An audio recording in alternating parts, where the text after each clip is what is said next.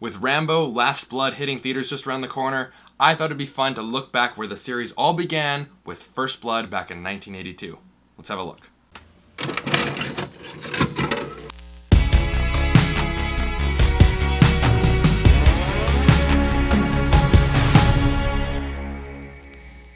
Hey guys, my name is Brandon, aka the Brando Critic, and today we are revisiting First Blood, and I'm here to tell you if it's still worth a watch today.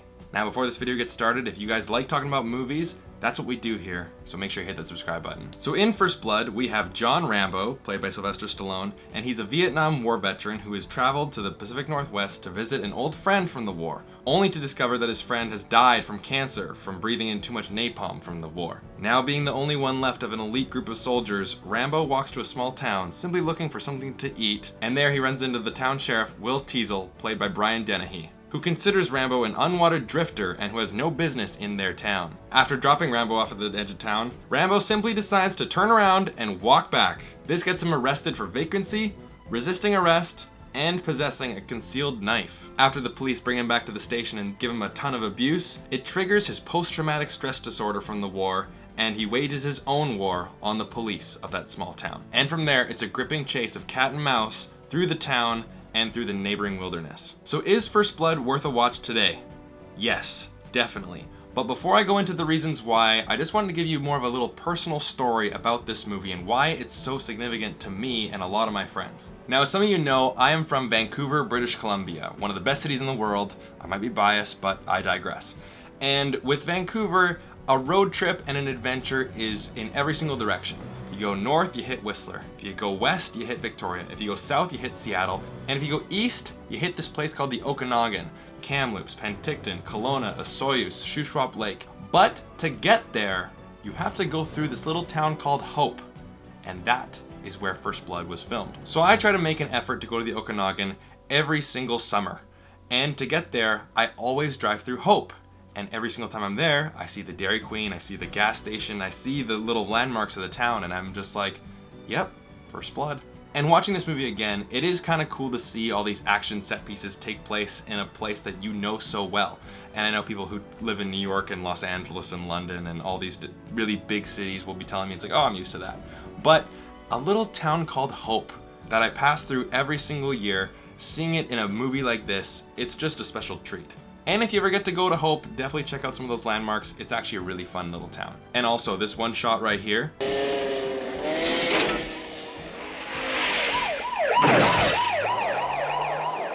For some reason, I just love it so much. It's so simple and so satisfying. But the main reason why I still enjoy watching First Blood today, and I really do think that you guys should watch it too, is because of its simplicity in the characters, the story, and the action.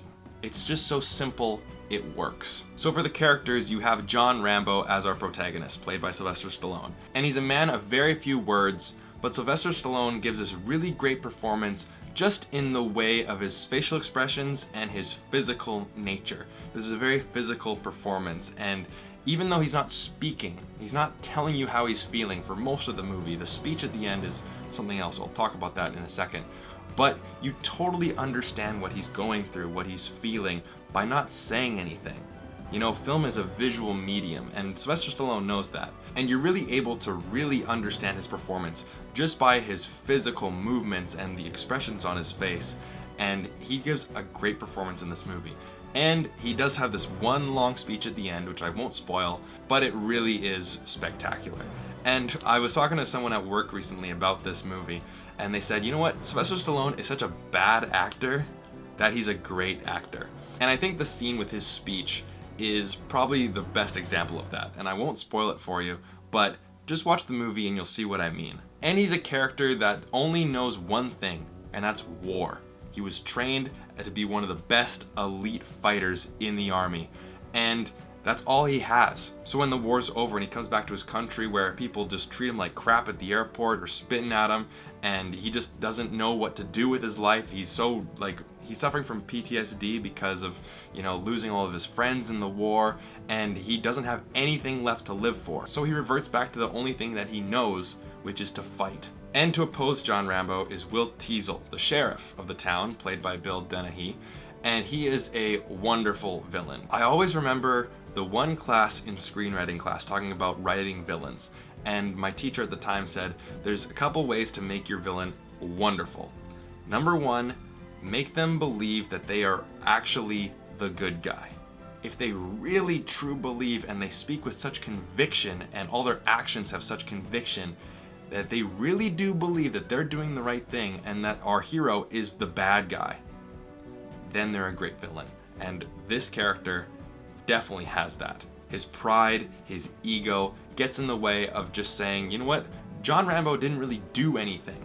You know, he just has a hatred for war vets and people like him. He just wants them out of his town. And of course, he cannot handle Rambo beating him. He gets bested by him quite a few times, but he will just not stop.